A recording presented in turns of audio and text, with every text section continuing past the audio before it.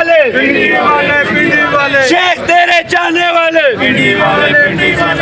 कागजात नामजदगी मंजूर, स्कूटनी कंप्लीट, शेख तेरे जानसार, शफीक के शेख तेरे के जानसार। सामने निकलते हुए और बहुत ही खुशगवार मूड में शेख राशिद शफीक के कागजात नामजदगी मंजूर हो गए हैं इलेक्शन कमीशन ऑफिस में रावलपिंडी में।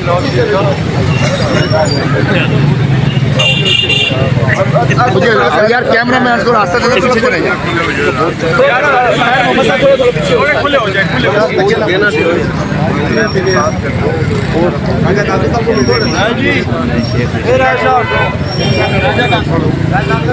नासिर साहब, नासिर भाई, आ गया जी, आ गया सर। साहब ने बुलाओ, थोड़ा थोड़ा पीछे हो।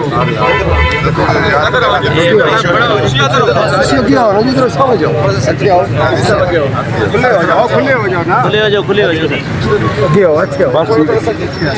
सारे एक मिनट। आवाज वीडियो के मोबाइल थोड़ा पीछे करो।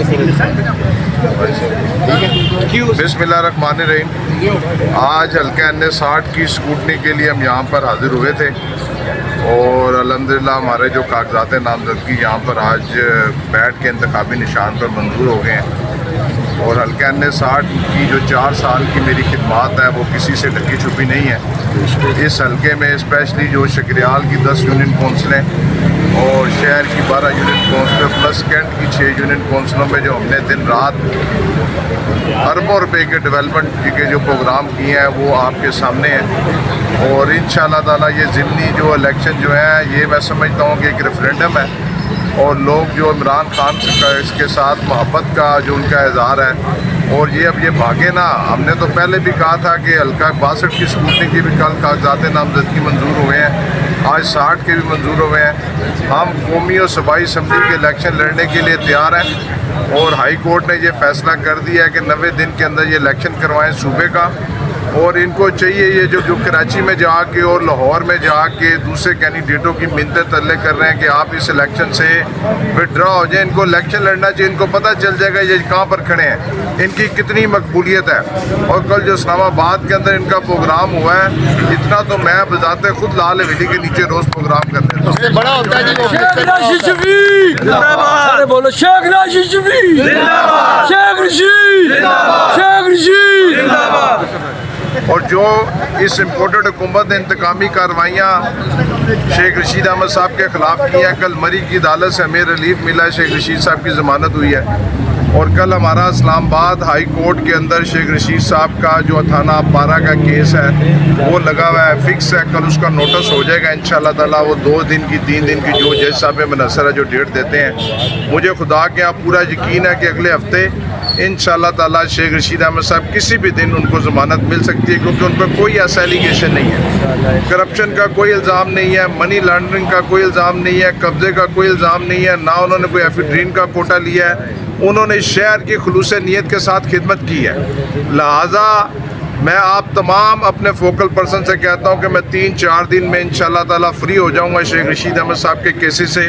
आप भरपूर तरीके से इमरान खान का पैगाम डोर टू डोर पहुँचाएँ और जो इमरान खान ने जेल भरो तहरीक का ऐलान किया है, मैं सबसे पहले उसमें अपना आज नाम इंदराज कराता हूँ कि सबसे पहले गिरफ्तारी रावलपिंडी से इंशाअल्लाह ताला शेख राशिद शफीक देगा।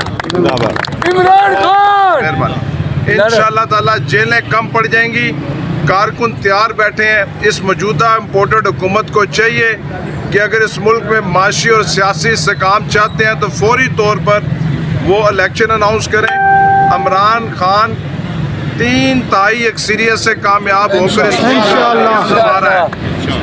अल्लाह ताला का उस पर ख़ास करम है। ये जितने मर्जी उसके रास्ते रोक लें, ये इमरान खान का रास्ता नहीं रोक सकते।